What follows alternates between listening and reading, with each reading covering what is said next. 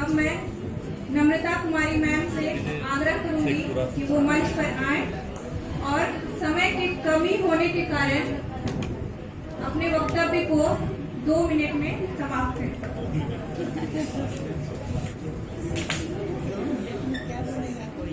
धन्यवाद ज्ञापन।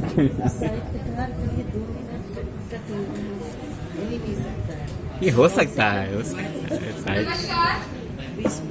सभा में उपस्थित सभी विद्वज्जनों को मेरा सादर नम्रता कम बोलने वाली है, ऐसी कम बोलती। मेरा विषय है नम्रता समाज और दलित। दलितों की साहित्य में क्या स्थिति है और हमारे समाज में क्या स्थिति है, इसी पर मैं थोड़ा बहुत प्रकाश डालूंगी। और समय की कमी है इसलिए मैं अपना वक्तव्य बहुत कम शब्दों में रखूंगी। दलित एक ऐसा वर्ग है जो हमारे समाज में विकास से अभी भी अछूता है। अशिक्षा, अज्ञानता और गरीबी के कारण यह वर्ग विकास की राह पर बहुत धीमी गति से चल रहा है।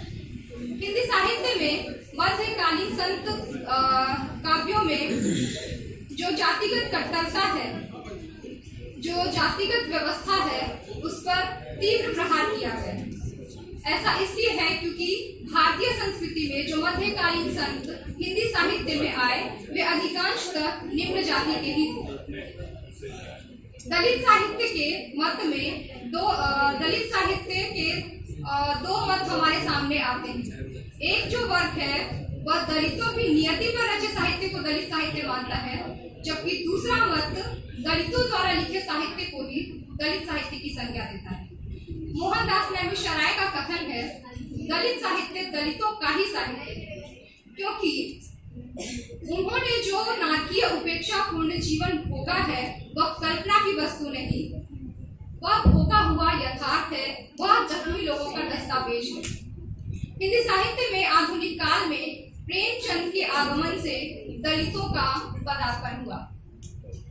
अब तक प्रेमचंद से पूर्व जितने भी साहित्यकार आए उन्होंने तिलस्मी अय्यारी कथानकों का सहारा लिया और मनोरंजन प्रधान रचनाएं की, लेकिन प्रेमचंद ने हिंदी साहित्य को समाज से जोड़ा, जीवन से जोड़ा, यथार्थ से जोड़ा और दलितों को नायकत्व का भार सौंपा।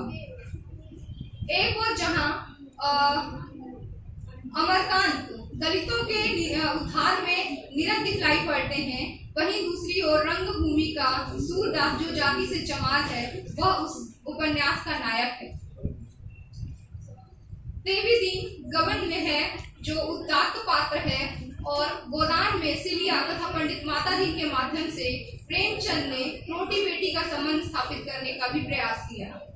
8वें-9वें दशक में आते आते कहानी, कविता, आत्मकथा, इन सभी में दलित चेतना की प्रखर अभिव्यक्ति हुई है। मोहनदास नेमिशराय की अपने अपने पिंजरे, ओम प्रकाश वाल्मीकि की जूठन इत्यादि ऐसे आत्मकथा हैं, दलित आत्मकथा हैं जो विचारोत्तेजक बन पड़ते हैं। बिहार के ही प्रोफेसर रमाशंकर आर्य की घुटन आत्मकथा दलितों के प्रसारित होने की कथा है। इस तरह से साहित्य में तो धीरे धीरे दलित चेतना का विकास हो रहा है, पर मेरा प्रश्न यह है कि क्या साहित्य में दलित चेतना के आगमन से हमारे समाज की मानसिकता बदली है? क्या सवर्णों की मानसिकता दलितों के प्रति बदली है? आखिर क्यों अब भी दलित के साथ भेदभाव किया जा रहा है? गुजरात में जहाँ दलितों की बेरहमी से पिटाई की गई, राजस्थान में जहाँ एक बच्चे की पीट कर इसलिए हत्या कर दी गई क्योंकि उसने सवर्णों के घड़े से पानी पी लिया था। हवा, पानी, प्रकृति, इन सब पर सबका अधिकार है, लेकिन कुछ वर्ग ऐसे हैं जो इन पर अपना एकाधिकार समझते हैं। हमारे समाज में दलितों के उत्पीड़न के कई उदाहरण मिलते हैं। दक्षिण भारत में देवदासी प्रथा दलित महिलाओं की कारुणिक स्थिति का जीवंत उदाहरण है। मेरा सवाल यही है कि आखिर कब दलितों को भी मनुष्य समझा जाएगा, उन्हें इस भेदभाव के नजरिए से ऊपर देखा जाएगा। इन्हीं सवालों के साथ मैं अपने वक्तव्य को विराम देती हूँ। धन्यवाद।